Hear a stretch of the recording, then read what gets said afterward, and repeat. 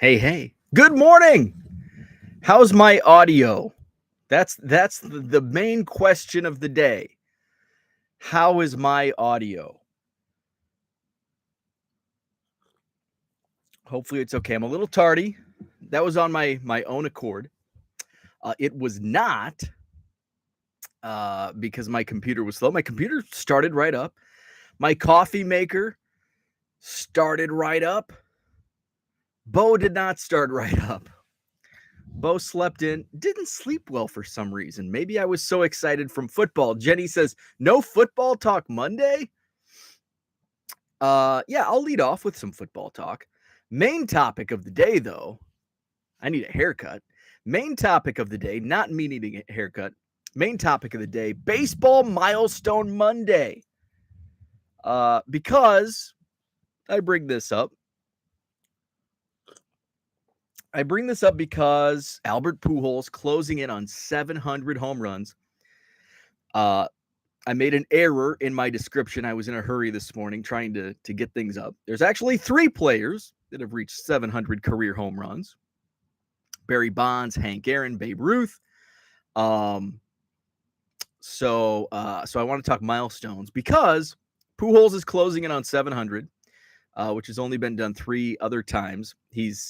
We're 3 weeks away from the end of the season, and he is 3 home runs away. So, man, he's been bashing, and it hurts me to say that I'm enjoying it. I'm actually enjoying watching Albert Pujols chase this milestone in a Cardinals uniform. Oh my God, I feel like I need to go throw up. But it's really cool. It's really cool to see. And I had there was some chatter on Twitter. I had a DM chat. Actually, the DM chat went into something that I may talk about at another point about all-star games and like the quality of players in the all-star game. And I started tooling around in Baseball Reference, looking at the starting lineups from past all-star games and seeing how many Hall of Famers. And I was a little surprised by the results. Some years were like super top heavy, and then some years it's like he was an all-star. If you go into the early 2000s, oh man, some of those all-star starting lineups are pretty rough. Let's go into the chat. Uncle Rich, it's good to have you back. I think I missed you all week last week. We will talk a little football. Rich says, come on, we know the only milestone that matters, 1 billion. Did you say that with a B? Everything else is irrelevant. Terry, good morning. David, what's up? Cooter says, foosball is the devil. I actually saw the Water Boy in the theater twice. My taste in the film is not refined. Good morning, George. What's up, Victor? Matt in the house. Hobbyist, good morning. There is Herman. Herman's going to be live tonight. Is tonight the debut of Jenny with Herman? Tonight on Herman's channel, 3B Collection, 7 p.m. Central. Looking forward to that. Rich says it helps when your team really sucks to root for other teams' players. And the Cubs do suck. 1 billion with a B. Herman says, Falcons are trash. As always, I knew better than waste my time watching and did it anyway. Hey, I thought the same about the Bears, and it was a fun game. Not only because the Bears won, but looked like they were playing in Lake Michigan. It was just fun to watch the players slopping around, and it also is a good scene that, hey, this is why the Bears are likely going to move to Arlington Heights, because Soldier Field sucks. I said it. Soldier Field sucks. I can't wait for the Bears to move out to the suburbs. And no, they're not going to be the Arlington Heights Bears.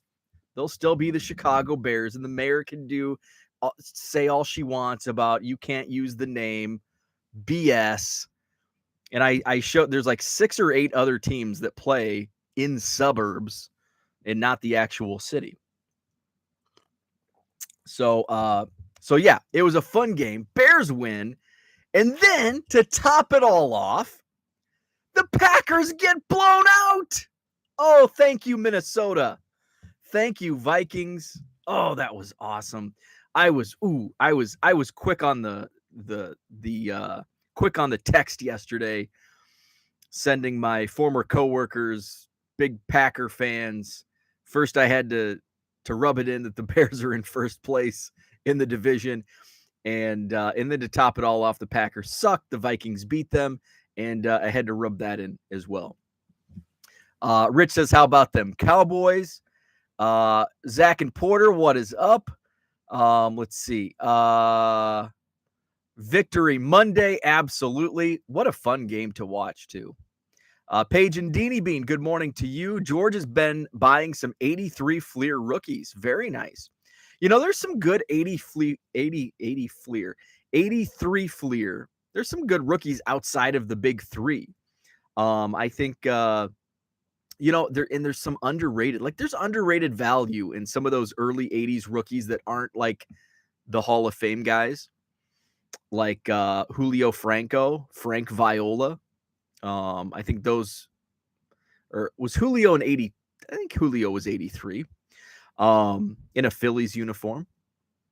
Let's see. Zach and Porter says, congrats to the Eagles, Vikings, and Bears fans. Absolutely. Ken, good morning. Card Hobbyist says, my alma mater took down Nebraska in a thriller last night. I was stoked. Let's see. Victor says, horrible Sunday weather. Yeah, looked like it was raining a lot more in Chicago than what we saw up here in Wisconsin. But we did have rain all day. Fall Creek says, pretty sure Michael Phelps was the Bears running back yesterday. Yeah, the swimming through the field. Rich says, both the New York Giants and the New York Jets play in. Wait for it. Exactly. New Jersey. Andrew, good morning to you. Go Bears. Herman says the Braves aren't in Atlanta anymore either. Cobb County Braves. Oh, yes, Card Hobbyist. Willie McGee is in that 83. Julio Franco. Gary Gaetti. There's another one that's he flies under the radar. Ron Kittle, who was like the biggest rookie when that set came out. Yeah, Ron Kittle, man. His cards were on fire. I wasn't collecting then because I was one, but just in reading old Beckett's and hobby magazines from that time. What's the one? I think I have one. In fact, bummer. Ron Kittle was actually on the cover of one of these old baseball. What's the baseball hobby card report? I think Renata Galasso put these out in the early 80s. This is from spring 84, opening day. You've got President Reagan. You've got your free cards inside, your T206 reprints. Such a fun magazine. But Ron Kittle was actually on the cover of one of those baseball card hobby reports in 1983 or 84. Zach and Porter says value in McGee, Viola, Saberhagen, Pendleton, Vince Coleman. So many great players. Yeah. A lot of those are overlooked, and if you can find those are great flips in dime box, because those, and that's why I like digging through if there's stars or rookies in those dime boxes from that era, from the junk wax era, or a little predating the junk wax era. I don't consider 83 as part of the junk wax, but there's a lot of it's like there's a lot of cards that people are like, well, I don't want to, these aren't worth anything, so I'm going to put them in the dime box, and you can flip them on eBay for $2-3. Mark Hoyle in the house. Good morning. Cooter says, dear mom, I will be home soon. They started throwing me the curveball. Love Ron Kittle, right? Ron Kittle's a really cool guy. I've met him a couple times. Really great. He has a website. He builds these beautiful benches and like all kinds of things out of like baseball bats and baseballs. He's an what's the word for like an inventor? He's an inventor and he's an entrepreneur. He was showing off. So he's a big Corona fan, Corona beer. And he created, because of the lime, he created something that pushes the lime into the bottle. And he's like, yeah, I was always having trouble with the lime. So I created this, and he had it. He was a celebrity bartender at fundraiser, Kerrywood fundraiser, and just the conversation. I mean, he's very fascinating. Mark says yes, he's a great woodworker. He's got a website, and I don't know if you Google Ron Kittle like baseball bench or bat bench. I wish I was on StreamYard. I could show it. But he's got some awesome stuff. Let's see where are we at. Andrew says disappointed in eBay sales over the weekend. Impressions down to under 10 million. A month ago was over 20 million with 3,000 less listings. Impressions are way down. My sales were way up over the weekend. My sales were, let's see, am I updated? I think I have to refresh. My sales over the weekend were on fire. My sales over the last week on eBay have been great. My impressions have been down. So I had, I had, for what I consider, I've had, wow. Holy crap. Let's see. 1, 2, 3, 4, 5, 6, 7 straight days of above average, like above what I expect. 7 straight days, and basically 8 out of 9. And then the one that fell short by just a slim margin. So basically closing in on 10 days, but then the end of August was really bad. Pretty much all the way from, let's see, basically August 15th through the end of the month, my sales sucked. But the September has started off really hot. My impressions are way down still. Right now I'm under 17 million, which at one point, but my impressions now, go back and look historically at your impressions, and they may actually be up, because looking at my impressions is kind of like looking at your sales today compared to, and only comparing it back to 2020. But then if you look back, it's like, oh my God, my sale from, or 2021, my sales last year were way up. Now they're way down. But then look back at 2019 and 2020, and they're actually still up. It's just, it was such an outlier during the COVID year. And I'm seeing, my impressions, and I shared these numbers last week, January through May, my impressions over a 30-day period were between 12 and 14 million.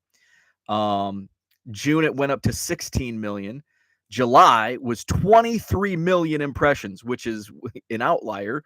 And then August, where it was way down, but it was still over 18 million. So it was still significantly higher than every other month in 2022. So, once I dug a little deeper into the numbers, it's like, okay, I'm okay, because July was such an outlier. It is a little discouraging, though, seeing those numbers where they're at, and I've added 5,000 listings in the last month, and those numbers are still like trending down.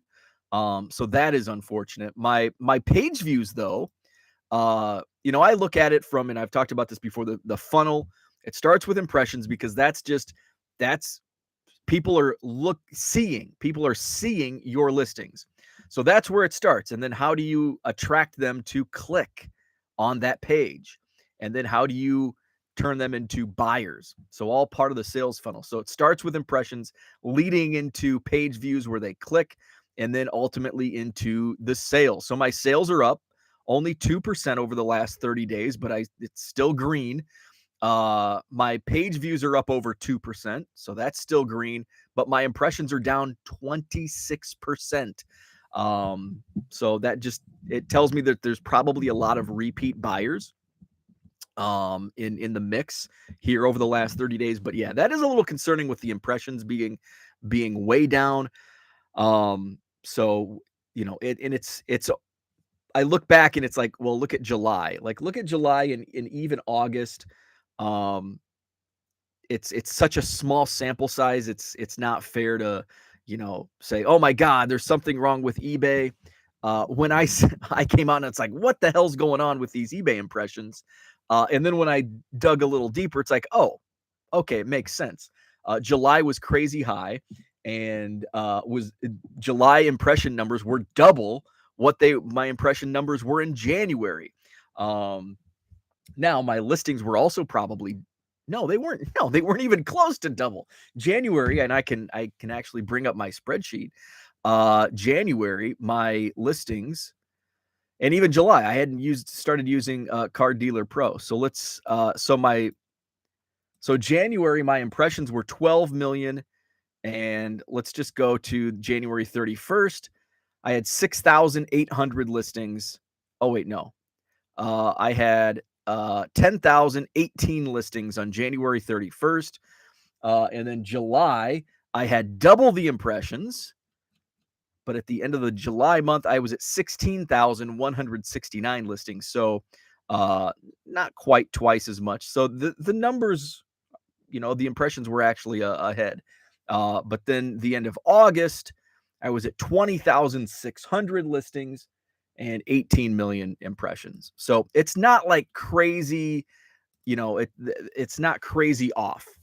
But obviously with anything, we do have to pay attention to those numbers. And hey, I just sold that Jordan Montgomery short print, $35. And here's I'm gonna talk good, and I'm gonna talk bad about Card Dealer Pro. So here's the good. I just sold a card for $35 that without Card Dealer Pro, I would have just listed for $1.50 in my eBay store because I thought it was just a regular Jordan Montgomery rookie card, base tops.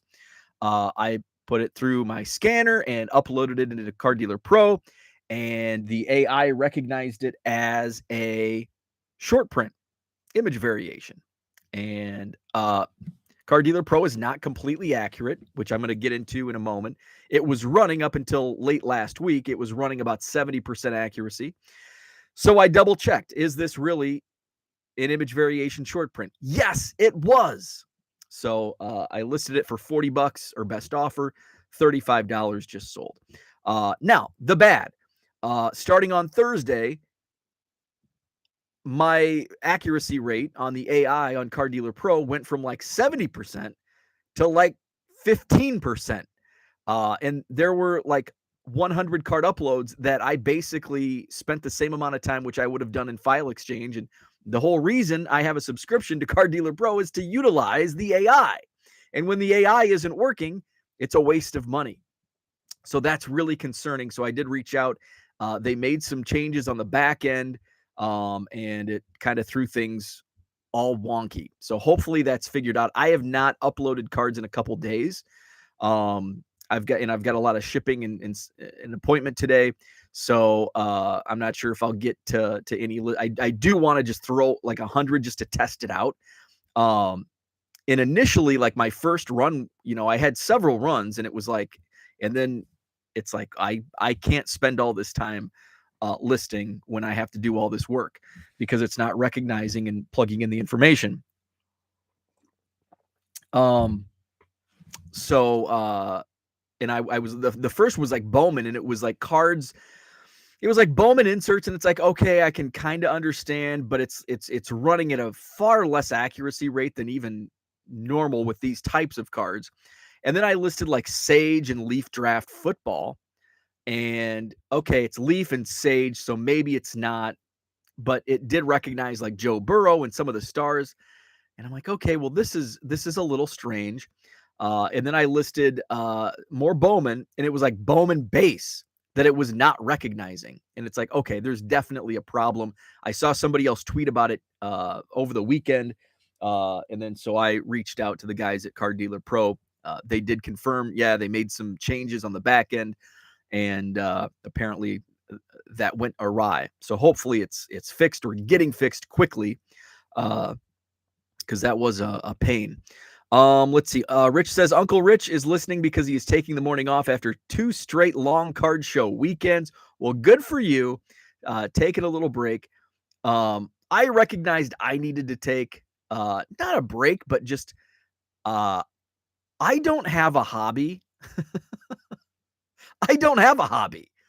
Cards are my business, and it's like, how do I and I joke around. It's like, well, when I'm not doing cards, I just look at my Cubs cards, or I can read a Beckett magazine from 1992.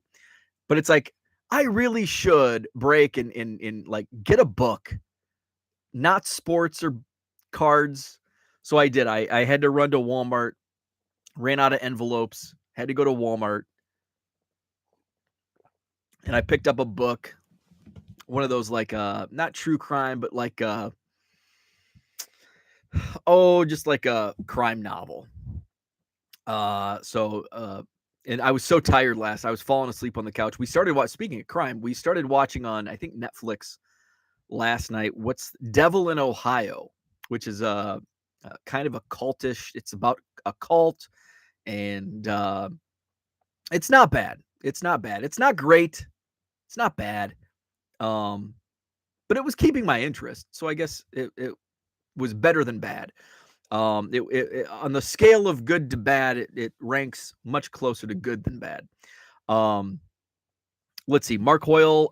We talked about that. Talking about Ron Kittle. Rich says my 19-table synagogue show, which had 3 of the 19 tables sell out their merchandise. Awesome. Jenny says Pujols was in the Legend set in 2010. If you watch the newest Chasing Cardboard episode, you learned that. By the way, I did. What an awesome episode.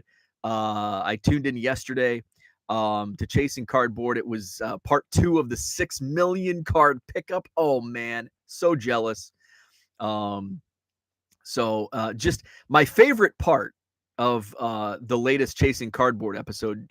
Make sure to subscribe to Chasing Cardboard on YouTube. It's such an amazing show. My favorite part of yesterday's episode was Ty was in the storage unit and just like opening boxes, and he's like, it's 11 p.m. and we're still looking at cards. It's midnight. We're still looking at cards. And he made mention of once you find something, it makes you want to look in the next box and you lose track of time. And I know that feeling just from a very small Goodwill pallet, in comparison to 6 million cards in 2 storage units, to a Goodwill pallet in the back of my SUV. Like, I know when I find like, hey, there's 2 Kobe Bryant rookie cards in this trash bag fortunately they were in top. This was the last pallet. Fortunately they were in top loaders, but what's in the net? And so now there's like diaper boxes with just cards thrown in, but what could be in there? I found Kobe Bryant rookies and stuff like that in the last pallet. One of the early pallets, I found a Giannis ticket stub from his rookie debut at home. It was a $200+ it was a $225 ticket that I sold on eBay. That was just thrown in a trash bag of cards. Just, pretty much 95% of the contents went in my recycle bin. And yet it held a $225 item. So I know the feeling of the chase of, what's in the next box. And when you have all of these cards surrounding you and you don't know, it's like every box is a treasure chest. I know the feeling. That was my favorite part of the episode, was Ty in the storage unit at midnight, just looking through boxes, finding the Tom Brady Bowman rookie. I won't spill too many details. Watch it for yourself. Chasing Cardboard. Very fun. Rich had the Dallas card show this past weekend. My show was Sunday, Monday, pre-DCS. We skipped ahead. Dollar Box in the house. Oh, I skipped way ahead. Where am I at? Let's see. There's the Dollar Box. Just got a lot of second-year Pujols in. Very nice. I have and I pulled it out of the Dollar Box. It's a Pujols numbered to like 50. And I've got to check my eBay listing because I haven't had like any interest. Maybe it's way overpriced. I don't know. But it's an early. It's like a 2004, 2005. And it's serial numbered to 50. And I don't know if my... No, that's not it. It's in a pile up here. Let's see. Rich says bought very well at DCS. Victor agrees. Ron Kittle is a great guy and a great Facebook follow, says Rich. Mark is rooting for Pujols. Glad he passed A-Rod. Herman sold 7 cards on eBay this weekend with only 140 listings. What's that make my sell-through rate? Well, it depends. So I use my sell-through rate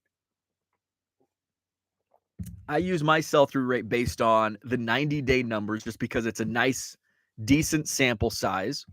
So the math on the 90-day numbers is you take um, your volume sold over 90 days, divide that by 90, and this is daily sell-through rate. That shows your daily sell-through rate, or daily sell-through volume.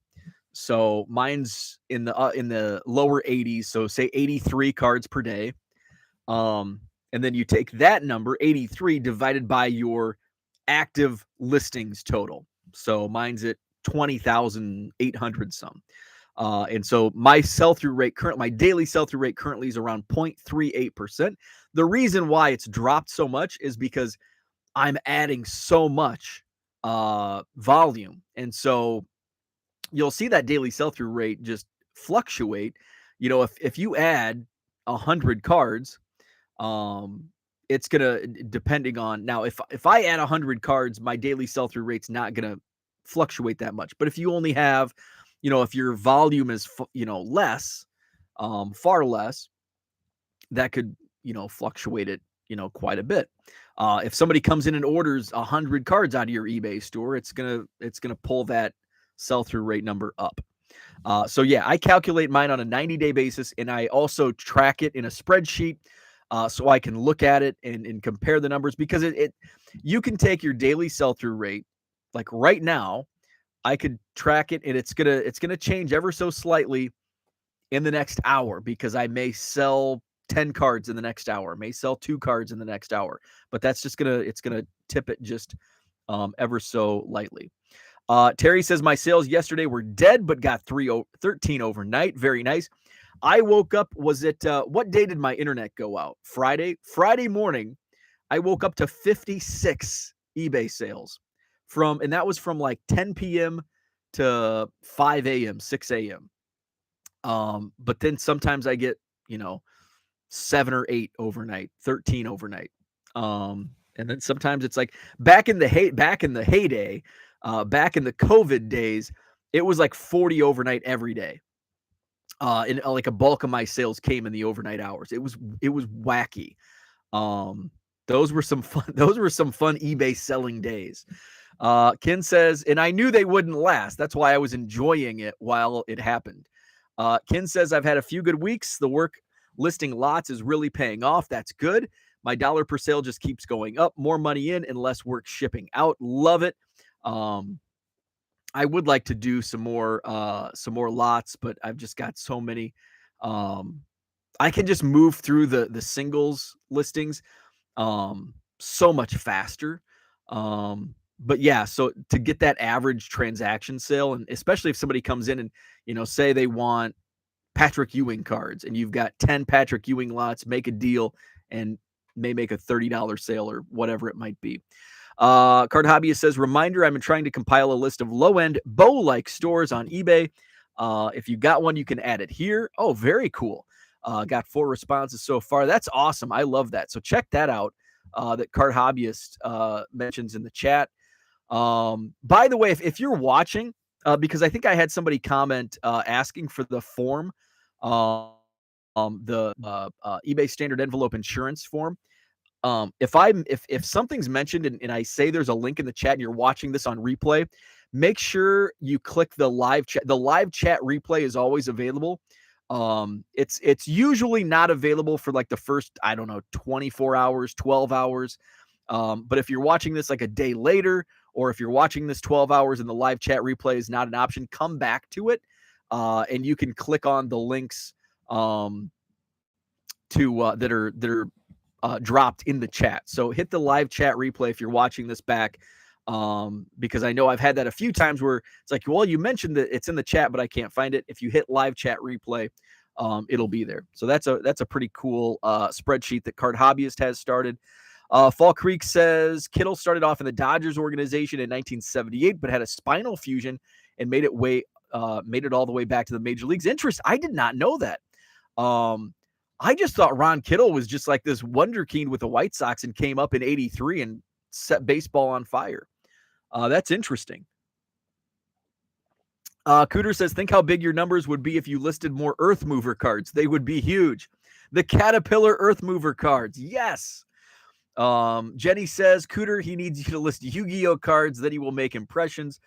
Cooter's sales would be huge if he would only listen to Low Roller Scratcher, who is in the house. He says, I sold another hockey card. It means you need to list more hockey cards. Let me see. Let's see. Is Low Roller...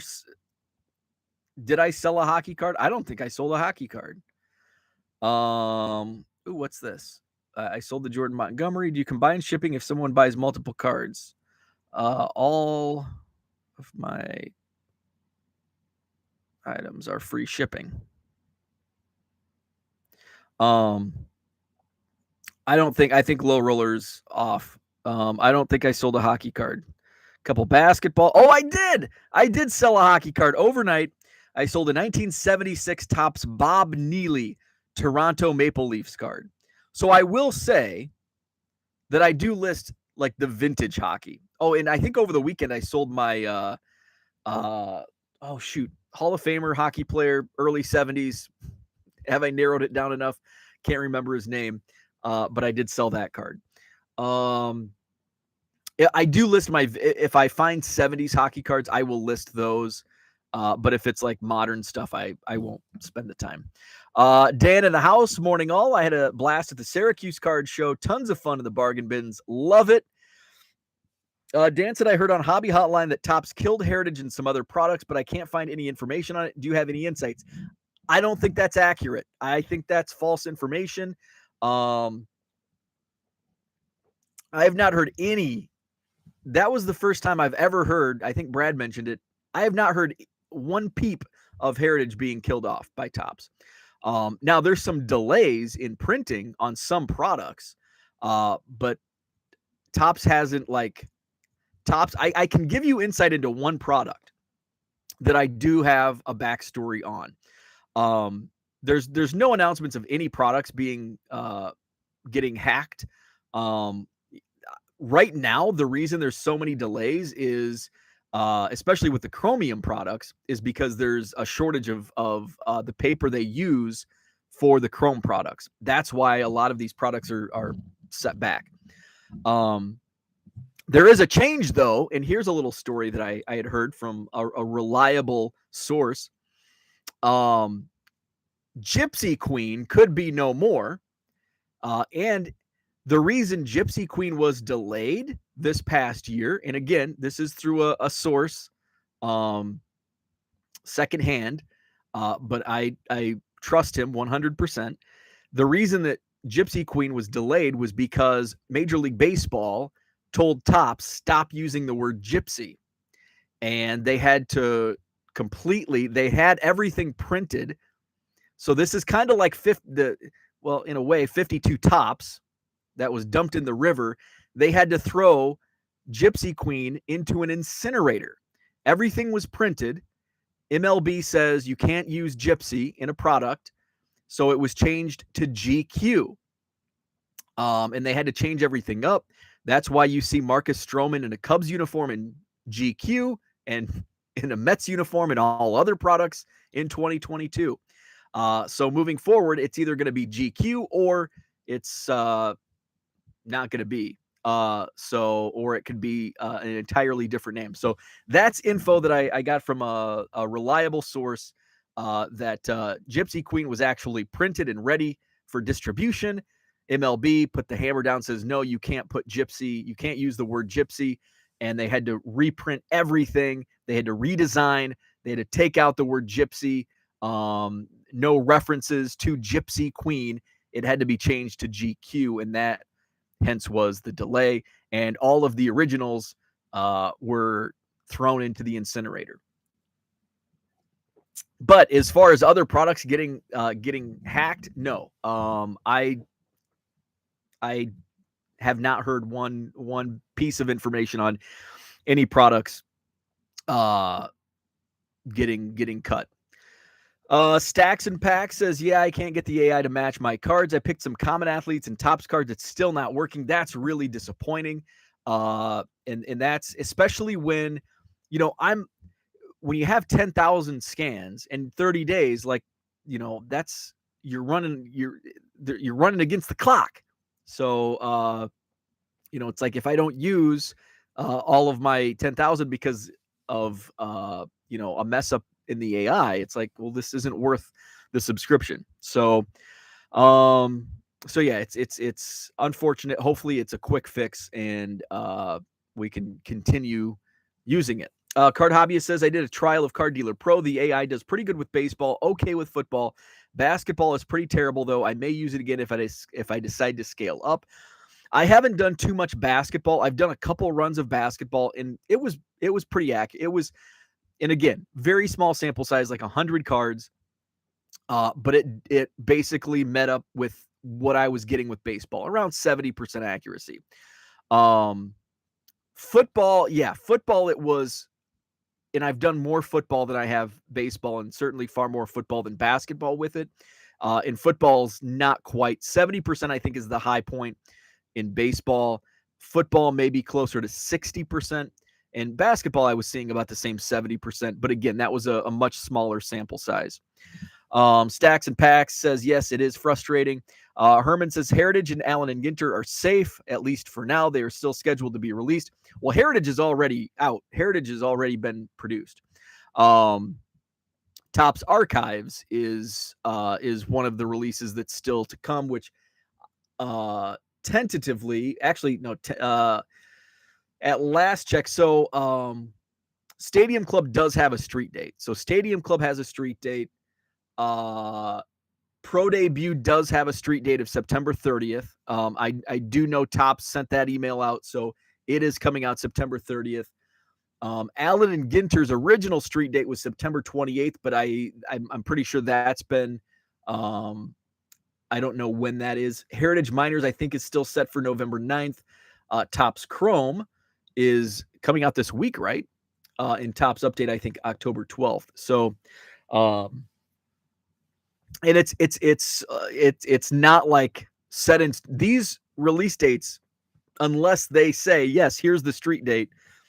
A lot of these are like not, and I saw the email with my own two eyes, not the most recent email, but an email from a couple weeks ago. And it's like, there was a lot of products that it's like TBA because they don't know. They don't know when they're going to get printed.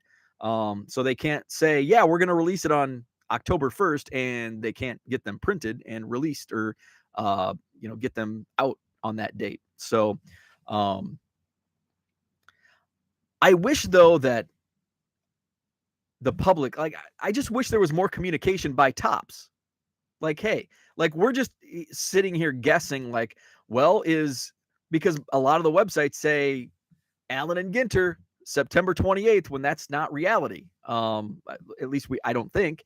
Maybe it is, and I don't know, but I don't know, and none of us know. Well, some of us might know, but it's like, I wish Topps would just say, hey, here's what's going on. Allen and Ginter was originally scheduled to be released September 28th, but due to printing issues or whatever, supply chain, name your issue, it's now TBA. We will let you know, and as soon as they know, they can release. Hey, we have an official release date for name your product, and it's going to be this date. I just wish there was more transparency, and it's not like that's not like information that's going to hurt the business. I don't think, right? That's not going to hurt their business. I mean, they might take more. I don't know. That's just in my opinion. I think they should be more transparent with information that, like release dates. Let's see. Where are we at in the chat? Stacks and Packs says, I just tried a base Bowman Mike Trout, not recognizing it. That sucks, man. That's just really, really, because, yeah. Jenny says, I personally won't pay for a listing subscription because just like when we have internet down, we pay for it. There's nothing we can do but wait out the issues. Well, and in this case, I'm just going to say, hey, it was not working for 5 days, cut me a break. And I think they're really good with that. And same like with if your internet goes out, if you call and handle the headache of calling customer service, usually you can get that prorated, like, okay. But you have to call like when it goes down. So there's like time marking some like for an internet issue, it's down for like 6 hours. It's like, okay, no sweat off my back. But in this case, like Car Dealer Pro, where it's like, okay, I'm paying $100 for 30 days, 10,000 scans. I'm not going to get there because it's kind of like just in time. And so that being without accurate AI, which is what I'm paying for 5 days, that's a killer. That's, that's 1/6. What's 1/6 of 100? $15, $20? I don't know. Let's see. Jenny says Bo has a hobby. He's going to go on his e-bike today for an hour at 4 p.m. Probably not. It's cold and rainy. It's only 53 degrees. And I have way too much shipping to do. So I won't be doing any hobbying today or probably this week. Dollar Box says I don't mind just listing a few Tommy. I don't mind just listing a few here and there at time using the eBay app. If I was full-time, I might think differently, but paying to list doesn't interest me. And I agree. If I was not doing this full time, I would completely agree. I'm not paying to list, but to scale up, it's a necessity. And if I can list 10,000 cards in less than a month, and the cost is only $100, absolutely 100% worth it. But if I'm just doing it as a side hustle and listing a few here and there, I agree 100%. Let's see. DR says, how does the king of bargain bins not use the public library for books? That's a good point. Now, I will say most of the books that I get, I go to like Goodwill or a thrift shop because you can get some really good books for like $1 at thrift stores. So most of the books I buy, there was a time I was going to like Barnes and Noble and paying $17 for a book. And it's like, this is stupid. You're going to read it once and it's going to go in a box and then it's going to sit there for 5 years. And then your wife's going to say, hey, do you have any books to donate? And it's like, no. Oh, wait. Yeah, I have 3 boxes downstairs. So yeah, so I've learned that Goodwill or St. Vinny's or whatever thrift store, they have good deals on books. Low Roller says you can watch Cobra Kai season 5 since it's available in Netflix. Yes, my wife actually mentioned that last night when we went to watch something on Netflix. She's like, I'm surprised you haven't watched Cobra Kai.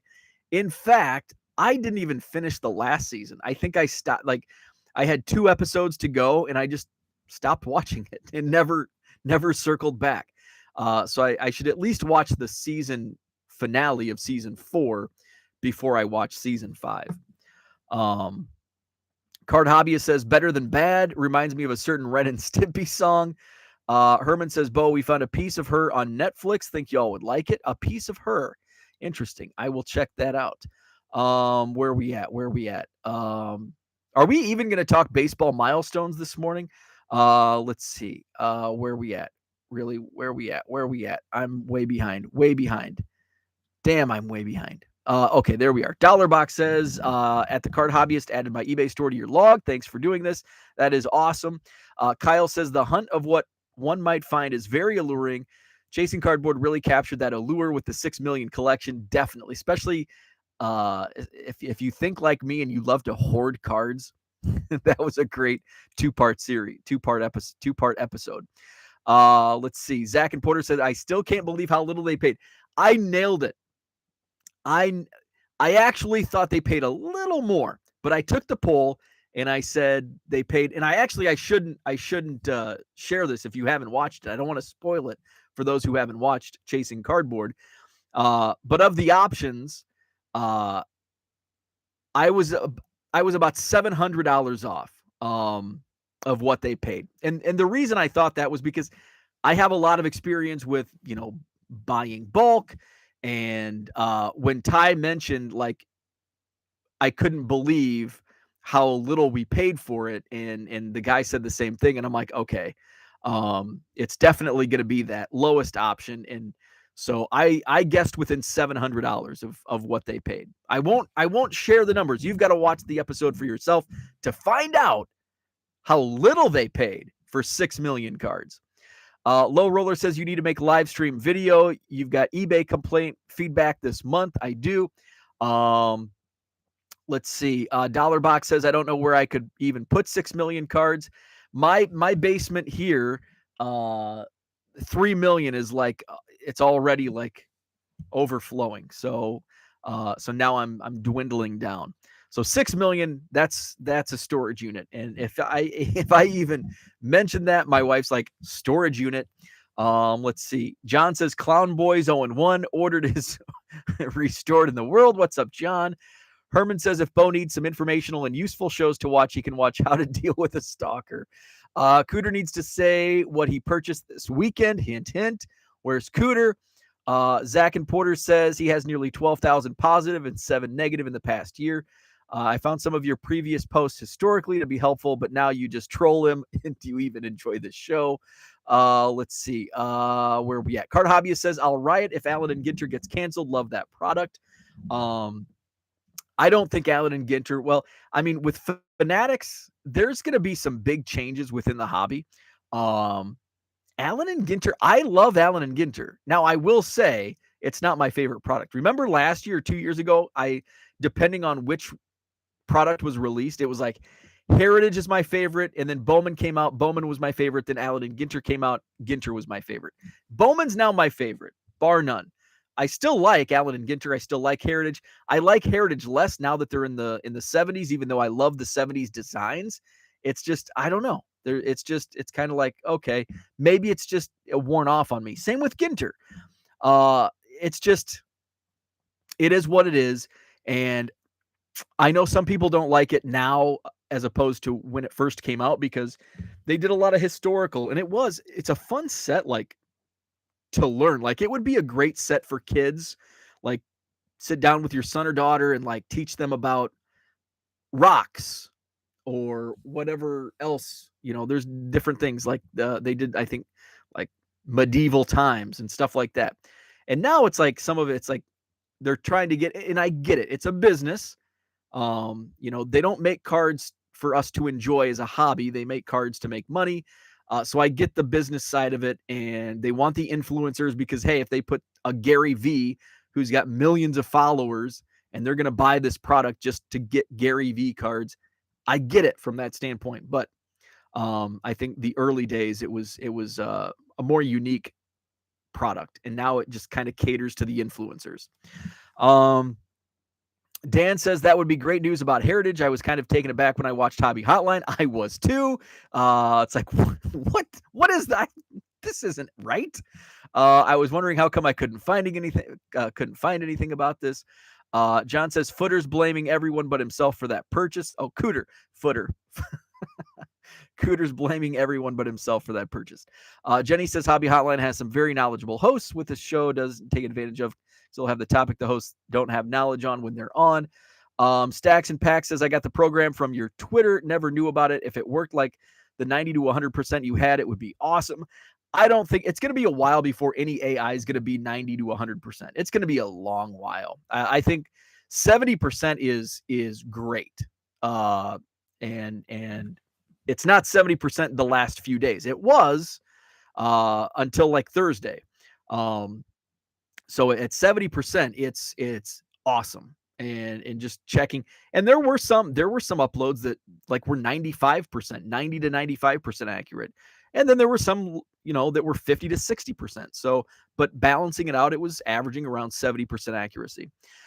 John says, I'm often taken aback when I watch Hobby Hotline as well. Low Roller says you can always downgrade Card Dealer Pro if you don't meet the 10,000K scan per month.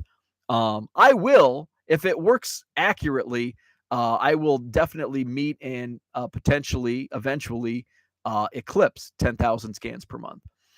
Terry says, one problem I have with Chronazio is that it will often ID a card as a parallel instead of the base card. That's the same with Card Dealer Pro. That's when it works at 70%, that 30% is typically identifying base cards as serial numbers or parallels. So that's the same. And I think that's the AI is just not, it's not quite there. And it's still early. So eventually, yeah, it can get to 90%. Rich says Heritage Miners and Highs still need to come out. Yeah, I have a list of on my, so Allen and Ginter, Pro Debut, Topps Update, Topps Chrome, Heritage Miners, Bowman Chrome, Stadium Club, Bowman Draft, and Archives still need to come out. Now, some of those are, Bowman Draft typically always came out in December. I think it's probably going to be pushed into January. Topps Update obviously is always at the end of the year. Topps Chrome is usually this time of year. But historically, Ginter was a summer product like July. Heritage Miners was usually in September. Pro Debut was usually in June. Stadium Club, I think, was earlier in the year. Archives was a June release. And then I think the last few years it's been a fall release or a late summer release. So, yeah, still several products. And like most of those products, like Top Series 1 I buy, Heritage, and Bowman. Everything else is on that list that I like to buy. So I haven't opened new baseball since May because none of the products that I like have been released. And now it's like I want to buy another case of Bowman U football, but it's like, shoot, I want to buy Pro Debut at the end of this month. I want to buy this, and this. And it's like, I don't want to spend all this money on new wax. So we'll see. It depends. If I move a lot of Bowman U football in the next couple weeks, maybe I will. Let's see. Cooter says, yes, John. Mrs. Cooter wants to have a word with you. Rich says, I was very happy and paid under $75 for another Heritage box this weekend. Let's see. Herman hasn't opened any Heritage this year, still stuck on last year's. Dan says, in Topps Fire, if I see that in the store, I'll pick up a couple blasters. Hobby boxes at Target for 20 packs, 2 autos, $80. Interesting to see hobby boxes on Target. Those they're technically not hobby boxes, and they've done this for the last 3-4 years. They've had I'll use air quotes, hobby box at Walmart or Target. They're not in a traditional sense. They're not actual hobby boxes, but they're not like blaster boxes, if that makes any sense. Let's see. Rich says, don't forget. Oh, shoot. Where am I at? Rich says, don't forget there may be supply chain issues regarding railroads and ports, which still need to be settled. Yeah, and I haven't been out like last year at this time. I could keep you up to date on supply chain issues. Now I'm like not in, because I was working in supply chain. And now I've been out of it for 11 months. So I guess I could always text my coworkers when I'm not teasing them about the Packers losing and the Bears winning. Hey, what's the situation? Rich says there is very legit chance card release could be very affected. That is, and I think I say UPS could have a strike later. And so, and here's the thing about supply chain with like railroads don't directly affect. Now they could affect like paper, but probably not. It's going to be truckload. But if railroads are down, there is a trickle down effect. It's kind of like Delta flight from San Diego to Dallas could affect a flight later in the day from Philadelphia to Chicago. While it's not directly affected by that initial one, it's this chain reaction. Let's see. There's a very legit chance card release could be okay. We just talked about that. Card Hobbyist says, yes, those ridiculously large rolls of card stock used in presses are usually shipped by rail. And I don't know about the card companies, but we did a lot of paper rolls via truckload. It all comes down to time sensitivity because railroads are really slow. So if it's higher sensitivity, higher demand for the paper rolls, they're going to be shipped via truckload. Let's see. Low Roller says you can sell a book for $1. Card Hobbyist says our goal every morning is to swamp Bo with tangents. Terry, I'm going to skip Rich's comment. Terry says about 8 years ago, I bought a storage unit at auction that belonged to a local bookstore. It had about 60,000 books. Holy cow. Ken says Goodwin has done a better job in the last 5 or so years of putting in athletes from other sports. Long live Goodwin champions. That's a product that I like. When I see it, it's like, this is a really cool card, but I never have the inclination to go buy. Like, I don't think I've ever bought a box of Goodwin champions, like a blaster box. While it sits on the shelf, it's like, they're cool cards, but I don't really want to buy it. John says, will there be a set insert series that chronicle the career of Pujols? Topps has a history of being unsentimental. Thoughts? Absolutely. I think so for sure. Although now my initial reaction was yes, absolutely 100%. But now that I think about it, they don't really do career chronicles, right? Usually they had a Chris Bryant career chronicle set like his second year. They want to strike while the iron is hot, which again, going back, Topps is a business and is a retired player going to sell cards. Even though it's like stupid when you have a career arc of Chris Bryant in year 2, and not of a retired player who either hits 700 home runs or comes super close. So that's a great question. I thought initially, yeah, absolutely. But now that I think about it, I don't know. And is it like a contractual thing? Where if it's a retired player, like Pujols will retire, I don't know how that works because he's no longer a part of the Players Association. They would have to, I don't know how they deal with, I know there's hundreds of retired players and products. Do they have to deal with, how is that dealt with contractually? So that's an interesting thought and question. So I don't know. I think if they would do it, it would have been this year, like highlighting his career because he's going to retire. But at the same, Pujols has sucked the last few years outside of this year.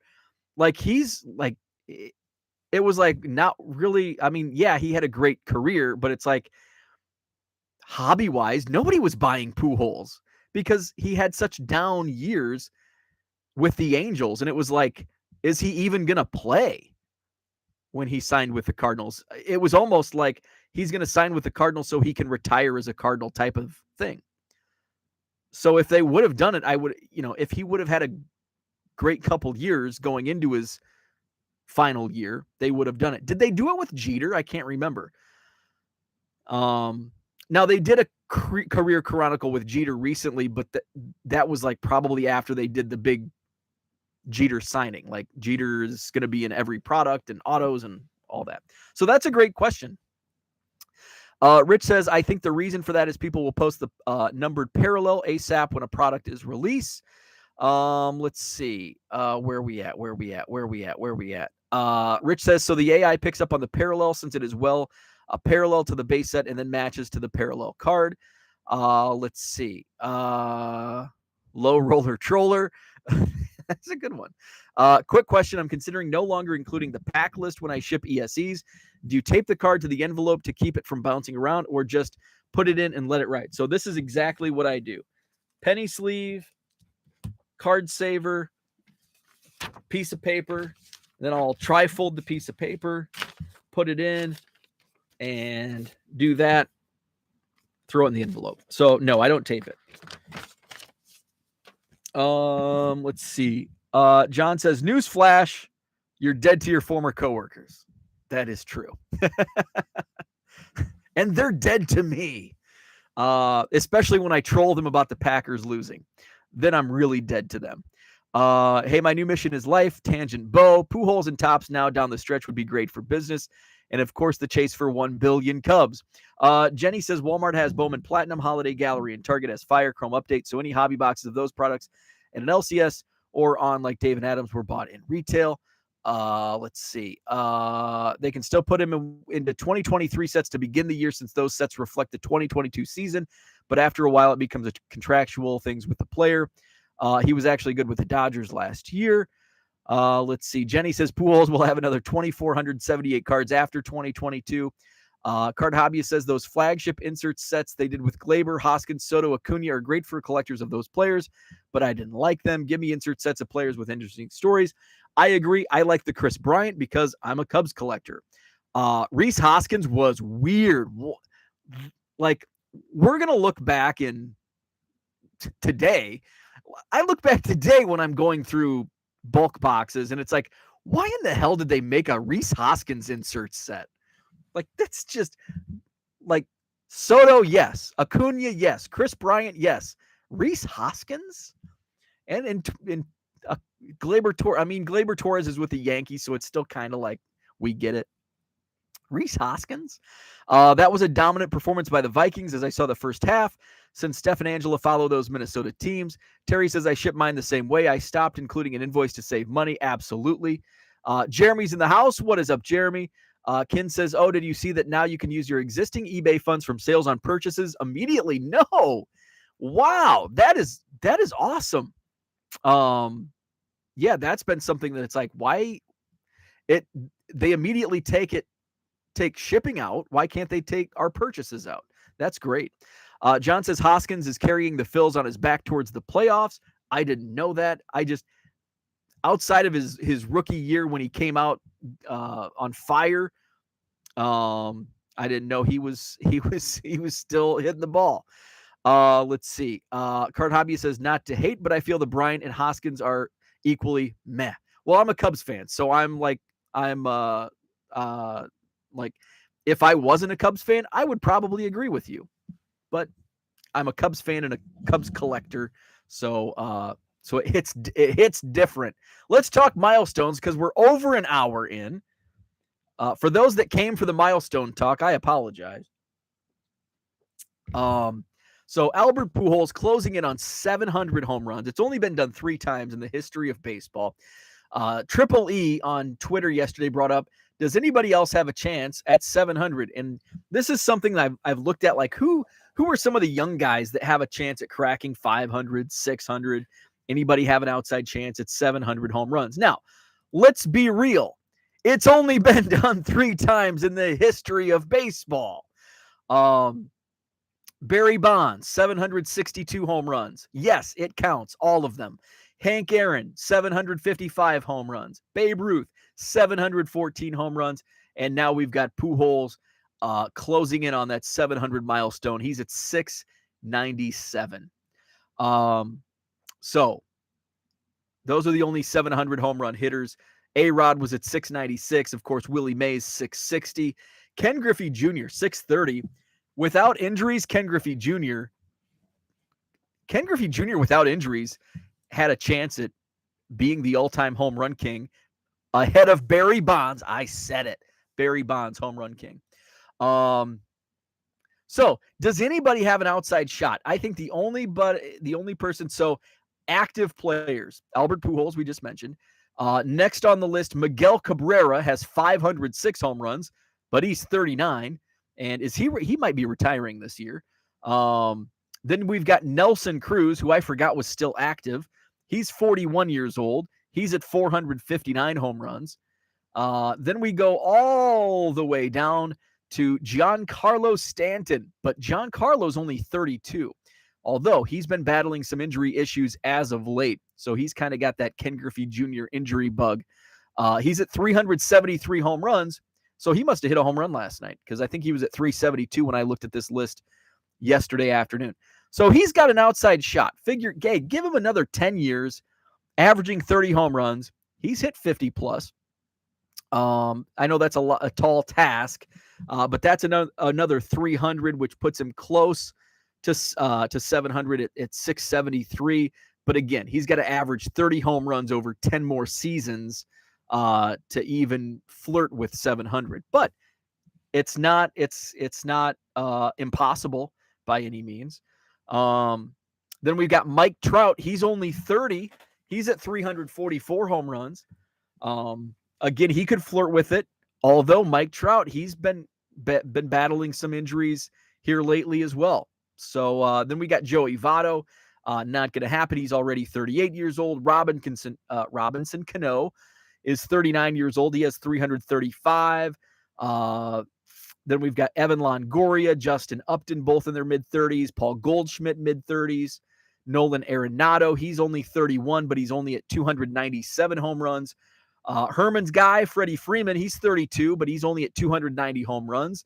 So I think he'll hit 500. Andrew McCutchen, mid-30s. Bryce Harper's another unique. He's only 29, and he's at 283 home runs. Again, he's not going to touch 700, but, I think he's got a shot at 600. Manny Machado's down a few home runs below Harper. Manny Machado's 29 years old. He's at 279 home runs. So I think now that we get towards this list, I think we're looking at guys that could hit 500 and flirt with 600. I didn't realize Jose Abreu is 35 years old. Holy crap. Let's see. Now I'm trying to find the guys in like their mid 20s. Aaron Judge, he's only 30 years old, but Aaron Judge has only hit 213 home runs, but he kind of had a late start. How old was he when he debuted? He was in his early 20s. Where are we at? Because I know Cody Bellinger was he was kind of like the highest guy of guys like 26 and under, but he's way down here.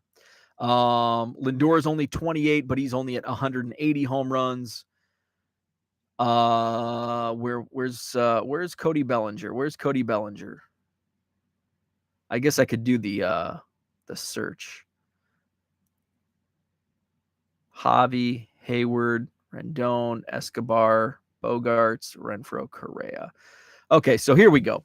Cody Bellinger's 26 years old. He's at 150 home runs. He's tied with Sean Dunston in career home runs. How about that? So Cody Bellinger, 150 home runs at age 26.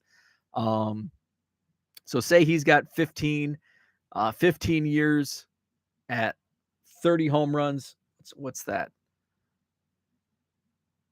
So that's about 600. So if he averaged 30 home runs, for 15 years, that's a lot to ask.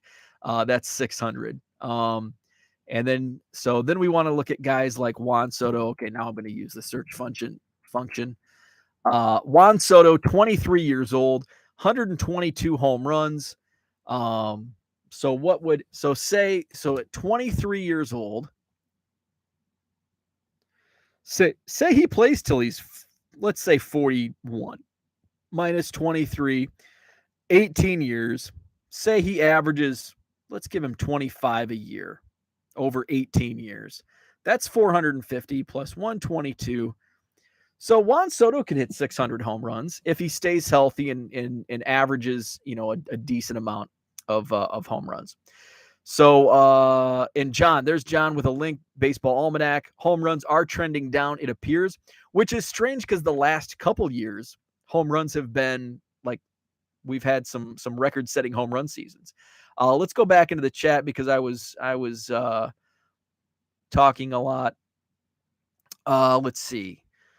John says Wander is only 685 away. Since he's in the Hall of Fame already, he might lack motivation. Jason Dominguez still has 700 to go. He could get there. Let's see. Junior was an amazing player to watch. Cooter says he who sets the topic decides nothing. Those who distract the host with chat comments decide everything. How true is that? That's what makes it fun, though. Mike Trout because the power is the last thing to go. And if he transitions to DH, that's a good point. Mike Trout could flirt because he does have that. The only thing with Trout, what's Trout's, because he's playing again, but was he dealing with a back injury or foot injury? But it was like, oh my God, this is the career killer. But it sounds like he's batting. I know he's hit a home run since he's come back, or multiple at least. Jenny says Miguel Sano going to go for the record. Y'all got to laugh on this good Monday morning show. Let's see. Low Roller says A-Rod probably home run king if he didn't get suspended more than 6 months. That's actually a good point.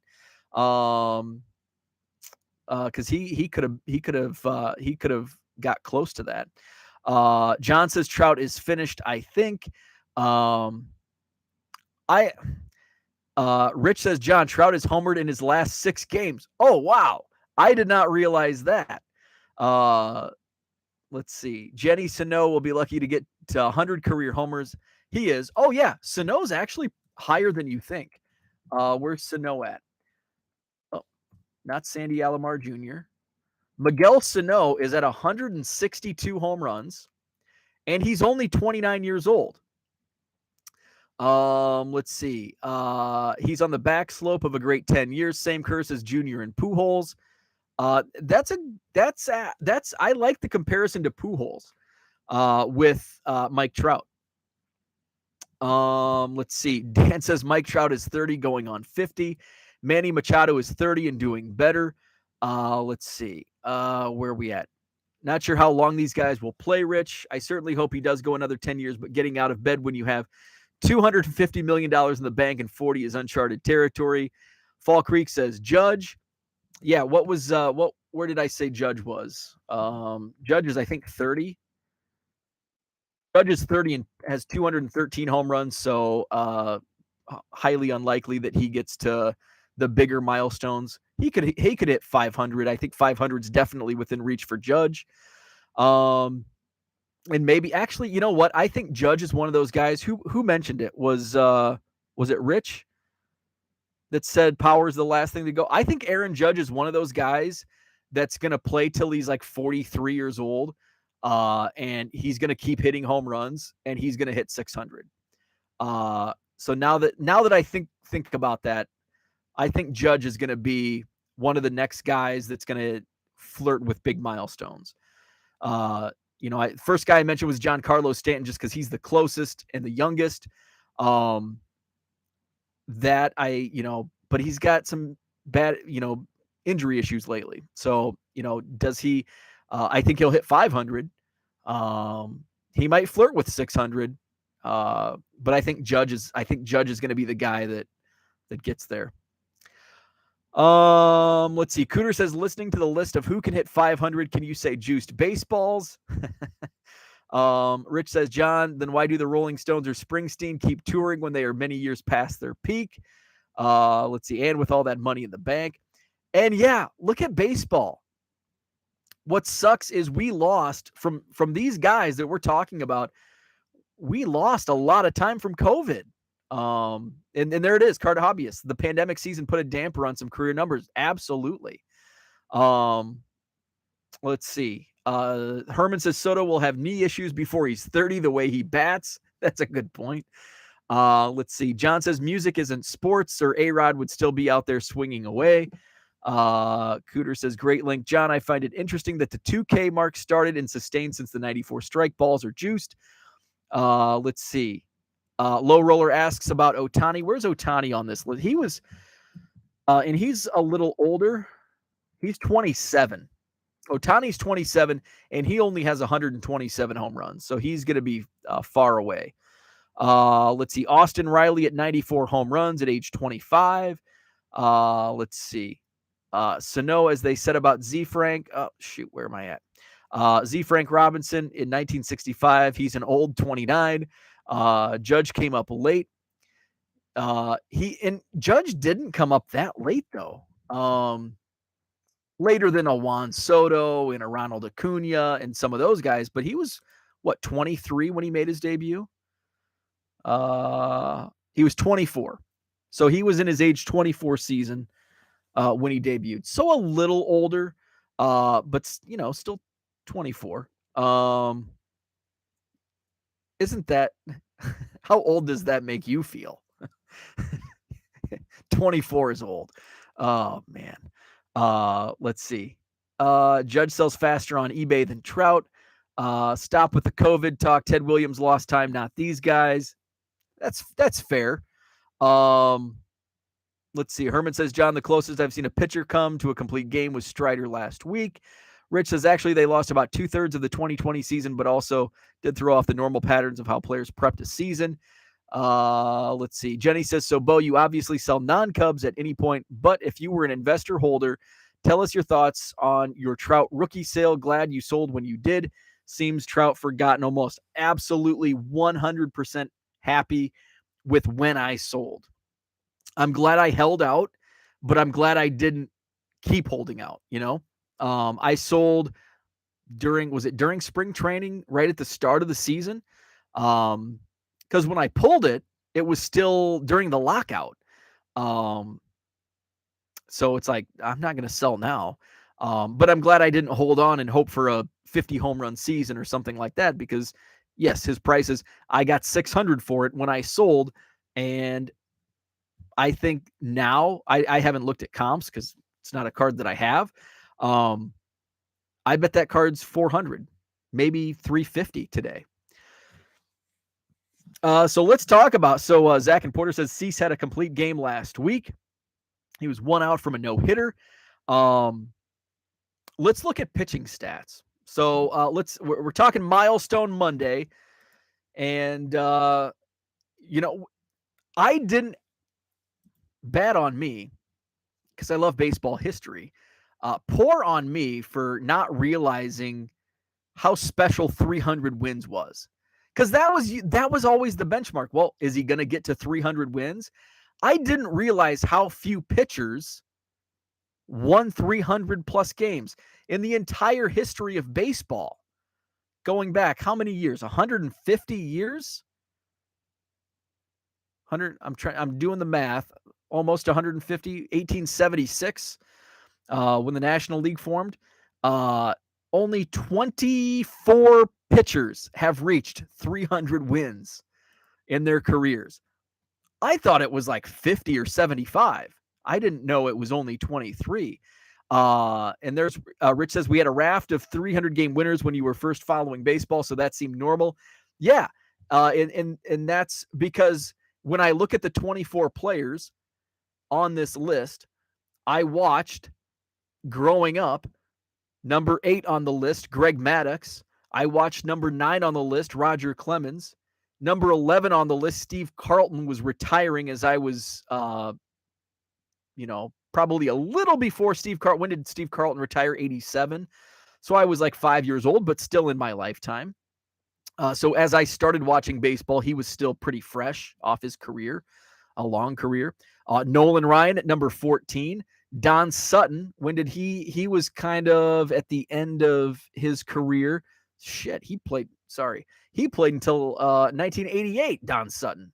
So yeah, Rich, I didn't realize, crap, where am I at? I didn't realize that. Phil Niekro, he pitched until the 80s. 87 for Phil Niekro. Gaylord Perry was last game 83. I was 1 year old, so I'm not going to count him. Tom Seaver pitched into the mid 80s. Tom Glavine, Randy Johnson. So I was born in 1982. I'm going to exclude Gaylord Perry because I was only 1 when he pitched his last game. So Randy Johnson, Tom Glavine, Tom Seaver, Phil Niekro, Don Sutton, Nolan Ryan. There's 6. 7 is Steve Carlton. 8 is Clemens. 9 of the 24 pitchers that reached 300 wins were pitching in my childhood. So Rich is exactly right. And I didn't realize it was such rare company. I thought there were far more 300 game winners, and that's probably because there were 9 during my childhood. And it's like, oh, there's 9 during every generation. Multiply that out. Oh, there's 90, 75, whatever it may be. I didn't think it was 24. Let's see. Jenny says a non-graded trout sold last night, $420. Just looked okay. And mine had that blemish, so I don't know. I don't think it knocked my price down because a lot of people said it would still grade an 8 probably. Anyway, back to the pitchers. 300 is a big deal, especially in the modern era. I discount most of Cy Young's career. Let's see. Jenny said one sold Saturday for $389 on the Trout rookie. Bullpen usage is ramped up, so starting pitchers getting wins is less likely. And I have another thought about the future of Hall of Fame voting in regards to that. Used to be common to see 20-win pitchers. Absolutely. Feller would have 300 wins if he hadn't been off at war with Ted Williams. Absolutely. Many of those in the 300 club pitched in the 1800s. It's much more select a club if you take that away. Not when I was growing up. We went about 20 years between 300 game winners. Feller was incredible. Prime of his career taken away.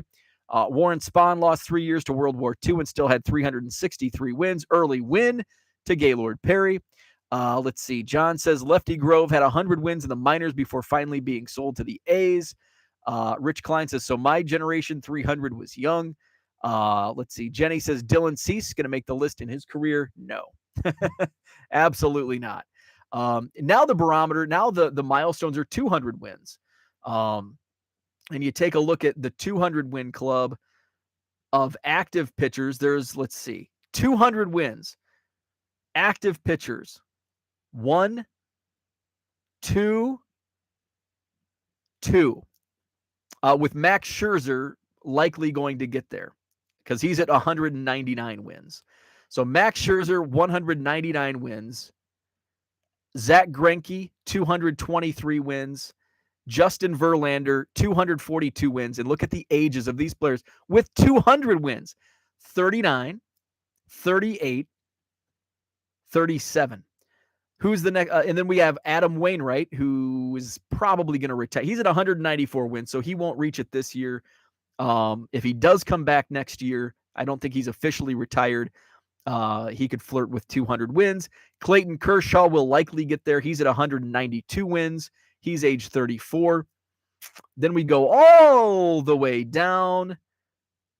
David Price, 157 wins. He's already 36. And then we keep going down. Johnny Cueto, 142 wins. He's 36. Down. Madison Bumgarner, 133. He's 32. He feels like an old 32. I feel like he's been in the league for 20 years. So Madison Bumgarner. I don't think he's going to get to 200 wins, though. Garrett Cole, age 31. He's at 128 wins. Lance Lynn, age 35, 121 wins. These are just active players. So it's even 200 wins is going to be hard to reach for pitchers.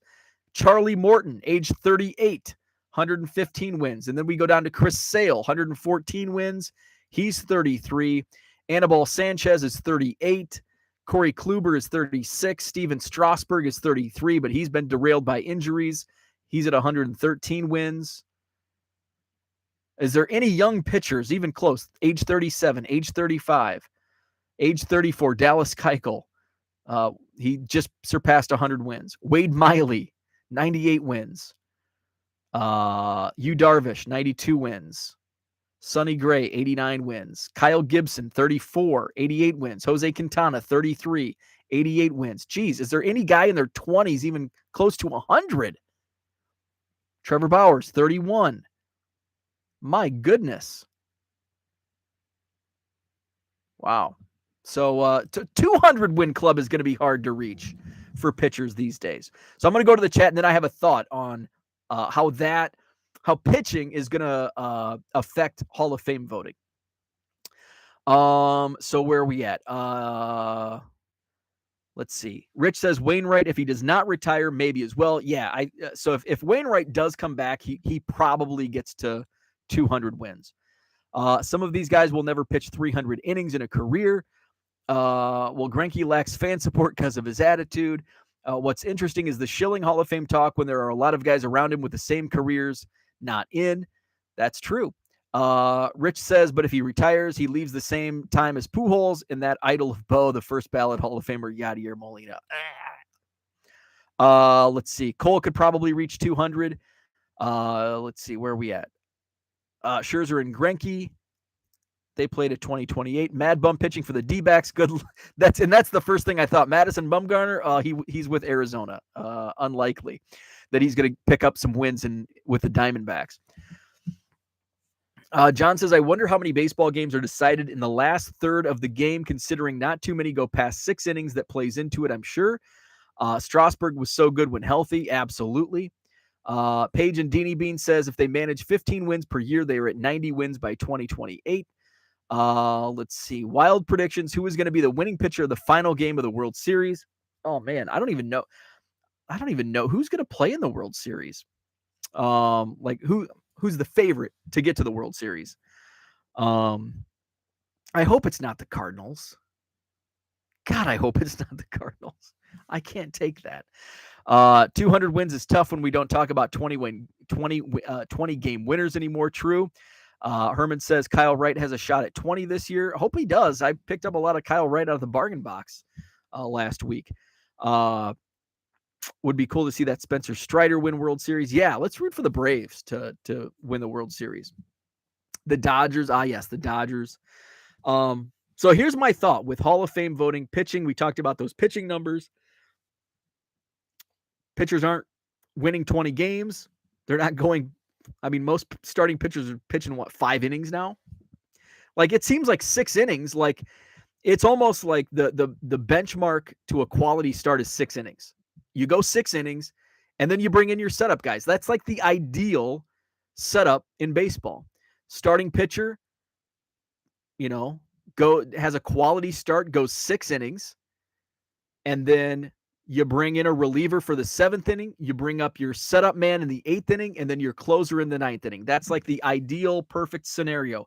Kansas City, the Royals, did it perfectly that World Series season a few years ago. They had just an amazing relief corps. The Hall of Fame voting has like denied closers in relief pitchers. We're going to see a gigantic shift in that in Hall of Fame voting in the next few years. But I think a lot of the Hall of Fame voters that are older in age, veterans, they have what's a better word to use? They've been in it. They're experienced, but their heyday was back in 1980 or 1990. The game has changed so much. Closers, weren't as important in the 80s and even in the early 90s as it is today and what it became. Billy Wagner, I think, will eventually get in the Hall of Fame. Is this his last year or maybe 2 more years on the ballot? I think there's card hobbyist. Maybe Billy Wagner and John Franco get in with a shift in reliever attitude. I think so. John Franco, probably not. It's going to take a Veterans Committee. I don't think John Franco, I'd have to look at his stats, maybe. Billy Wagner, I think definitely. He's still on the ballot. I think he's still on the ballot at least one more year. And John said, and this is exactly right. In the past, closers are like kickers in Hall of Fame consideration. That's going to change. Because now relievers are just as important as starting pitchers, because back in the day, relievers were just relievers. Like, hey, your starting pitcher went 8 innings and now your reliever comes out for 1 inning of work. But today it's far changed. Like, the game of baseball has changed so much. Now the relievers are just as important as the starting pitcher.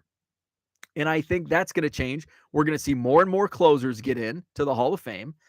And we're going to start seeing setup men are going to be the new closers or kickers mentality, where, holds is a stat in pitching that's going to become more and more important. I mean, it's already important, but there's going to be more focus on it. And we're going to start seeing holds, like the career holds record holder will start getting Hall of Fame consideration, because it's very important part of the game. But I think it's gonna take another couple decades probably before that takes effect, because it's kind of like like the John Franco, where closers were looked down upon in Hall of Fame voting up until recent years. So I didn't realize John Franco had that many saves. On Franco, let's check out John Franco. That's an interesting name to bring up, because that's a name that I don't think, like, when I think Hall of Fame, I don't think John Franco. I mean, I really don't think Billy Wagner either, but just because he's been on the ballot recently, you look at his numbers. So John Franco, 23.4 WAR, 90 wins, 2.89 career ERA, 424 saves. Holy moly. Yeah, you're right. 4-time All-Star. Had a long career, 21 seasons. Yeah. I would make a case for John Franco in the Hall of Fame.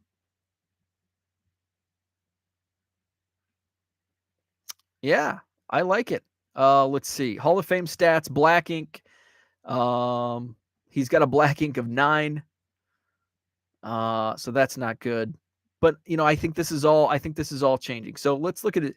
Similar pitchers. There's a couple Hall of Famers on that list. Raleigh Fingers, Lee Smith. Jaws, relief pitcher, 26. Let's look at his Jaws. Among relief pitchers, he's 26th. Are there any Hall of Famers below him? Yeah, he ranks ahead of Oh, wait. John Franco's 26. Okay, so nope, doesn't look like there's any relievers below him. And then there's a few above him. But I think this is it's going to be it's so fluid. And I think this is going to be a very fluid situation. And I'm not talking about like next year. I'm talking like the next couple decades. We're talking like the next 20 years. The shift. It's not going to be like in 3 years these setup guys are going to be getting Hall of Fame votes. It's going to be a gradual change. Let's see. Pinch hitters were pretty important back. Yonder, they will never get in. Moda, Unser, Gross. Card Hobbyist says, heck, Francisco Rodriguez has more saves than John Franco. Interesting. Setup men aren't any more important than pinch hitters. How pathetic the 20-year starting pitcher would have to average 10 wins per season to get to milestone 200 career wins. Jenny says, Jared Weaver is Hall of Fame eligible next year. Weird didn't know he did much. As far in terms of Hall of Fame, he didn't. He had a good career. But every year there's, you look at who's going to be potentially on this year's ballot. It's guys like, and there's always guys that, are on the ballot and they won't get a single vote, or they get one vote. And it's like, who voted for Jared Weaver?